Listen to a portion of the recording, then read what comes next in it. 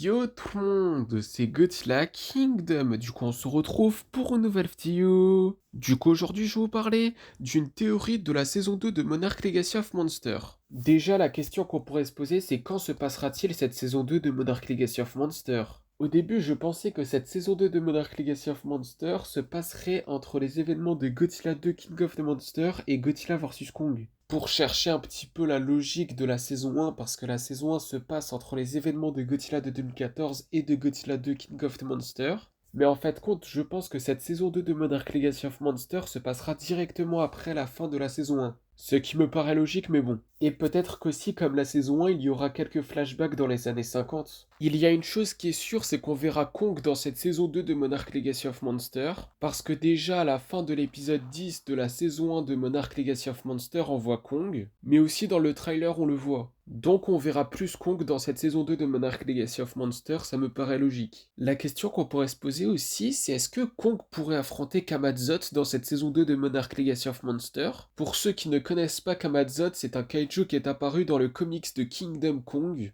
et en soi, peut-être que Kamazot aura une chance d'apparaître dans cette saison 2. Même si on voit pas Godzilla dans le trailer de la saison 2 de Monarch Legacy of Monsters, je pense quand même qu'il apparaîtra dans la saison 2 de Monarch Legacy of Monsters. Dans ce trailer, on voit d'autres kaiju aussi. Déjà, on voit des sortes d'insectes, crabes, je sais pas trop c'est quoi comme kaiju, mais c'est sur une plage en tout cas. Et aussi un nouveau calamar. Mais par contre, celui-là, il me paraît un petit peu plus grand que le Kraken dans Skull Island. Je suis pas sûr à 100%, mais j'ai l'impression qu'il est plus grand. Dans cette saison 2, on reverra Lisho, malgré qu'à la fin de la saison 1 de Monarch Legacy of Monsters, on avait vu qu'il était coincé, et du coup il va s'en sortir et remonter dans la surface. Et on reverra les autres personnages qu'on avait vus dans la saison 1 de Monarch Legacy of Monsters, comme par exemple Kate, Keiko, Mei, Kentaro, etc.